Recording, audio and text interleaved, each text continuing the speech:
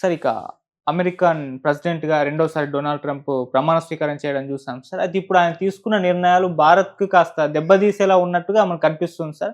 అంటే ఇల్లీగల్ మిగ్రెంట్స్ మొత్తాన్ని కూడా పంపించేస్తున్నామని చెప్పారు. ఇండియన్సే దాదాపు 10,00,000 మంది వరకు ఉన్నారని కూడా కొన్ని కాలిక్యులేషన్స్ రావడం చూస్తున్నాం సార్. మరి ట్రంప్ నిర్ణయాలు భారత్‌ని ఏ విధంగా దెబ్బతీస్తాయి? ఆయన నిర్ణయాలపై మీ ఒపీనియన్ ఏంటి సార్? అంటే ఇప్పుడు ఈ WTO, వరల్డ్ బ్యాంకు ఇవన్నీ ఏవైతున్నాయో, WTO ఉందనుకోండి, అది అమెరికా యొక్క ఇనిషియేటివ్.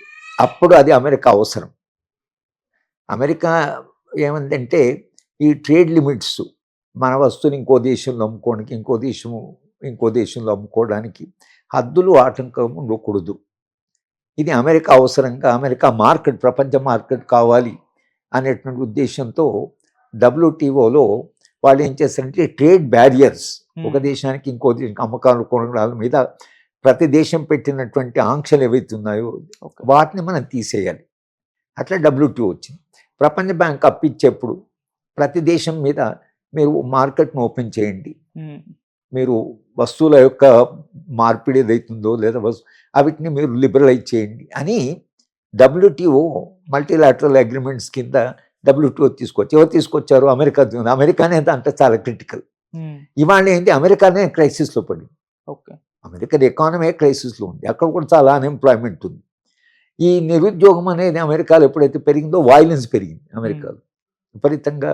అక్కడ ఎందుకంటే ప్రజలకు ఆయుధం కలిగి ఉంచే హక్కు ఉంది కాబట్టి విపరీతంగా వైలెన్స్ పెరుగుతుంది, అన్రెస్ట్ పెరుగుతుంది. దాంట్లో నుంచి ట్రంప్ పుట్టుకొచ్చాడు. ఈ ట్రంప్ పుట్టుకొచ్చి ఈయన ఏం చేశాడు, ఇవన్నీ సరే హద్దులు బ్యారియర్స్ కాదు, మన దేశంలో ఉండేటువంటి సమస్యలే ప్రధానం కనుక మన దేశంలో అన్ఎంప్లాయ్మెంట్ ఉంది, మన వాళ్ళకి ఉద్యోగాలు రావడం లేదు అని అతను ఈ అన్ఎంప్లాయ్మెంట్ను తీసుకొని అమెరికాలో ఉండేటువంటి ప్రిజుడిసెస్ను కూడా ఉపయోగించి ఏం చేశాడంటే, నేను అధికారం ఇస్తే నేను అమెరికా వాడే ప్రథమం అంటే కనుక immigration, president Kennedy nation of immigrants అని ఒక పుస్తకం రాశాడు. అంటే మొత్తంగా అంత వలసవాదులే అక్కడ. అమెరికాలో వచ్చిన వాళ్ళు రెడ్ ఇండియన్స్ ఒరిజినల్, మిగతా అంతా యూరోపియన్సే, వేరే దేశం నుంచి వచ్చిన వాళ్ళే. కానీ వేరే దేశం నుంచి వచ్చినటువంటి వాళ్ళే ఒక దేశంగా ఏర్పడ్డారు, ఒక బలమైన దేశంగా ఎమర్జైంది. హ్యూజ్ కాంటినెంట్, రిసోర్సెస్ ఉన్నాయి, చాలా కష్టపడి పనిచేసే వాళ్ళు అక్కడికి వెళ్ళారు. అప్పటి నుంచి వాళ్ళు ఏం చేశారంటే బయట నుంచి ఎవరైనా రావచ్చు, బయట నుంచి ఎవరు అమెరికాకు పనికొస్తారో అట్లుంటాం. మరి నుంచి ఇంజనీర్స్, డాక్టర్స్ అందరూ కట్టుకొని అక్కడికి వెళ్ళారు. లక్షలాది మంది అమెరికాకు వెళ్ళిపోయారు. ఎందుకంటే అక్కడ అవసరాలు తీరుతాయి, సంపద. తర్వాత ఎక్స్చేంజ్లో మీరు ఇప్పుడు అక్కడ $1,00,000 అంటే ఇప్పుడు 86 లక్షలు ఇండియన్ కరెన్సీ. చాలు ఓ లక్ష సంపాదిస్తే 86 లక్షలు అవుతుంది ఇండియన్. ఈ దీంతో మన వాళ్ళు అక్కడికి వెళ్ళిపోయారు. ఇప్పుడేమైంది, అమెరికాలోనే అన్ఎంప్లాయ్మెంట్ వచ్చింది, అమెరికన్ వైట్ పీపుల్లో అన్ఎంప్లాయ్మెంట్ వచ్చింది. కాబట్టి ఆయన అప్పుడు పిలిచినప్పుడేమో అభివృద్ధి, అమెరికా వేగంగా అభివృద్ధి చెందాలి, తమ వస్తువులను ప్రపంచం అంతా అమ్ముకోవాలి.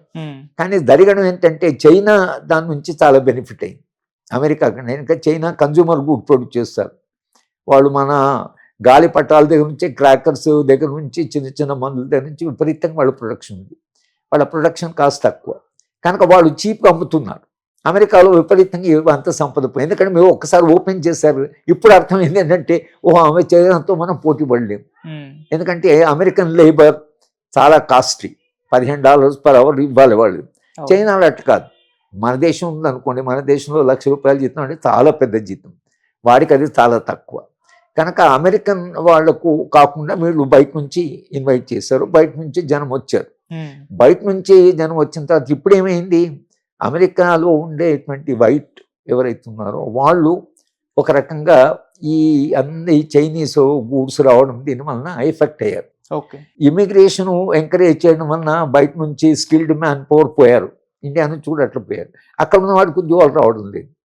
వాళ్ళు ఏమడుతున్నారంటే అసలు ఇదేమి, అసలు అందరినీ బయట నుంచి తీసుకొస్తున్నారు, మా సంగతి ఏమిటి. దీని నుంచి వీడు ట్రంప్ వచ్చి అమెరికా ఫస్ట్ అని ఓటు పెట్టి అమెరికాలో ఉండి, అంటే అమెరికన్స్ అంటే ఎవరు అనేటువంటి ప్రశ్న వచ్చినప్పుడు అంత ఇమిగ్రెంట్సే. కానీ ఒరిజినల్గా వచ్చిన ఇమిగ్రెంట్స్గా మనం తీసుకుంటే ఒక కట్ ఆఫ్ పాయింట్ 1960sలో వాళ్ళు ఓపెన్ చేశారు, ఎవరైనా రావచ్చు అమెరికాకు, ఇమిగ్రేషన్ లాస్ను లిబరలైజ్ చేశారు. మళ్ళీ ఇప్పుడు దే ఆర్ గోయింగ్ బ్యాక్. ఇప్పుడు ఏంటంటే పంపిస్తామంటే ఇండియా నుంచి పోయిన వాళ్ళు చాలామంది ఉన్నారు. దీంట్లో ఈ ఇండియన్స్కు కూడా అక్కడ పోవాలి, ఎప్పుడు పోవాలి అమెరికాకు, ఏదో అక్కడ చాలా ఓ స్వర్గంలాగా ఉండే అనేటువంటిది అది ఒక మిత్. ఓకే. కానీ బాగా స్ప్రెడ్ చేశారు. ఈ ఐటీ ఎక్స్పాండ్ అయ్యే వరకు అప్పుడు ఐటీ ప్రొఫెషనల్ వాడు కావాలి కనుక ఇక్కడ మనకు రెడీగా ఉన్న ఐటీ ప్రొఫెషనల్ వాడు ఐటీ ప్రొఫెషనల్ ప్రొడ్యూస్ చేయాలంటే బోర్డు అంతా ఖర్చు అవుతుంది. ఖర్చు లేకుండా ట్రైనింగ్ పొందినట్టు మానిపోయింది కనుక రమ్మన్నారు. మన వాళ్ళు కట్టుకొని అక్కడ పోయారు. డాక్టర్స్ పోయి ఒక డాక్టర్ను అమెరికాలో ప్రొడ్యూస్ చేయాలంటే వాడికి బోర్డు అంత ఖర్చు అవుతుంది. ఏ ఖర్చు లేకుండా జ్ఞానవంతుడైనటువంటి వాడు స్కిల్డ్ వాళ్ళు మనకు ఉన్నారు కాబట్టి రాండి అన్నారు. కానీ ఇప్పుడు ఏమైంది, దానివల్ల అక్కడ ఒక సమస్య, అన్ఎంప్లాయ్మెంట్ సమస్య క్రియేట్ అయింది, ఇన్ఈక్వాలిటీస్ పెరిగాయి. బయట నుంచి వెళ్ళిన వాళ్ళు చాలా డబ్బులు సంపాదించుకుంటున్నారు. అమెరికన్స్ ఏదైతుందో అలాంటి ట్రైనింగ్ వాళ్ళకి రావడం లేదు. ఈ కారణాల వల్ల ఇవాళ ఒక రకమైన కోపం ఉంది సమాజంలో, ముఖ్యంగా యూత్లో, అమెరికన్ యూత్లో కోపం ఉంది. వీళ్ళంతా బయట నుంచి వచ్చి మా ఉద్యోగాలను తీసుకున్నారు. ఈ అన్రెస్ట్ నుంచి ట్రంప్ ఏం చేశాడు, నేను వీళ్ళందరినీ పంపిస్తాను. మన దేశానికి వచ్చేటువంటి ఈ కన్జ్యూమర్ గూడ్స్ చైనా నుంచి, ఇండియా నుంచి, ఎక్కడి నుంచి వచ్చిన వాటి మీద ట్యాక్స్ వేస్తాను. నేను దాని మీద 25-30% ట్యాక్స్. నిజానికి WTO వచ్చింది ఈ ట్యాక్స్ వేయకూడదు. WTO అంగీకారం ప్రకారం ట్యాక్స్ లాస్ చాలా లిబరల్గా ఉండాలి.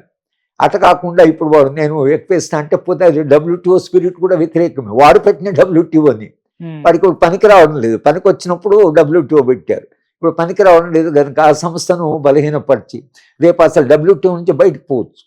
వరల్డ్ హెల్త్ ఆర్గనైజేషన్ నుంచి బయటకు పోయాడు. అది అసలు చాలా నిజానికి అలాంటి నిర్ణయాలు ఎప్పుడు మంచివి కాదు. మీరు WHO నుంచి బయటకు పోవడం అంటే ప్రపంచంలో హెల్త్ గురించి మొత్తం ప్రపంచవ్యాప్తంగా హెల్త్ గురించి పట్టించుకున్న ఒక సంస్థని మేము అమెరికా ఉండంటే వీళ్ళే చాలా డబ్బులు ఇస్తుంటారు కాబట్టి సంస్థ క్రైసిస్లో పడింది.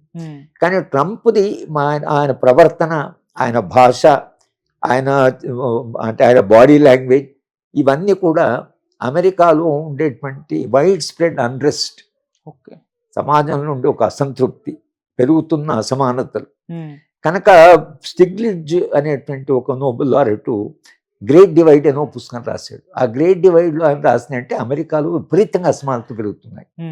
ఇది మంచిది కాదు. ఇది ఎప్పుడో ఒకసారి ప్రజల్లో పెద్ద ఎత్తున ఒక ఉద్యమానికి దారితీస్తుంది కనుక మీరు జాగ్రత్త పడండి అని చెప్తున్నాడు. దానికి ఏం చేయాలంటే కన్జంప్షన్ తగ్గించుకోవాలి అమెరికన్స్. విపరీతంగా ఇప్పుడు ఒక అమెరికన్ పిల్లవాడు ఒక లెక్క ప్రకారం ఒక 10-20 ఏళ్ల క్రితం ఇండియాలో తినే పిండి అంటే తిండికి అమెరికాలో పిల్లవాడికి పెట్టే తిండి 32 టైమ్స్ ఎక్కువ. చాలా కన్జంప్షన్ ఓరియంటెడ్ సొసైటీ అది. అంత కన్జంప్షను ఇది సస్టైనబుల్ కాదు అని స్టిగ్లిట్జ్ చెప్తున్నాడు. కానీ కన్జంప్షన్ తగ్గించుకోవడానికి సిద్ధంగా లేరు కనుక ఇవాళ మీరు అమెరికా యొక్క సమస్యలకి పరిష్కారం ట్రంప్ లాంటి వాడు ఏం చేశాడంటే ఈ సమస్యలు ఇవి చేసి ఇండియా వాళ్ళని పంపిస్తున్నాడు. మన ఇండియన్స్ చాలా మంది ట్రంప్కి సపోర్ట్ చేశారు. మోడీ కూడా వెళ్ళి ఆయన ట్రంప్కు ఓపెన్గానే సపోర్ట్ చేశాడు కదా. ఎందుకంటే మన వాళ్ళు లాభపడుతున్నారు, వాళ్ళు మనకు సహాయం చేస్తున్నారు అనే దాంట్లో మనము అప్పుడు అంగీకరించాం. ఇప్పుడు మోడీ ట్రంప్ని కలిస్తే ఆయన ప్రయోజనాలే ఆయన చూస్తాడు, ఇది వాటిని అంగీకరించవలసి ఉంది. మన ఇద్దరి ప్రయోజనాలు నేను చెప్పడానికి కూడా లేని ఒక దశ దాటిపోయింది కనుక భారత ప్రభుత్వం ఒక రకంగా ఒక సవాల్ని ఎదుర్కొంటున్నది. ఏం చేయాలి ఇప్పుడు? చాలామంది పంపిస్తాడు అనుకోండి, ఇక్కడనే అన్ఎంప్లాయ్మెంట్ ఉంది, మళ్ళీ వాళ్ళంతా తిరిగి వచ్చారు అనుకోండి, వాళ్ళందరికీ అవకాశాలు ఎట్లా? కాస్త క్వాలిటీ లైఫ్ అనుభవించిన వాళ్ళు వెనక్కి వస్తే వాళ్ళ ఫ్రస్ట్రేషన్ వాళ్ళకు ఉంటుంది.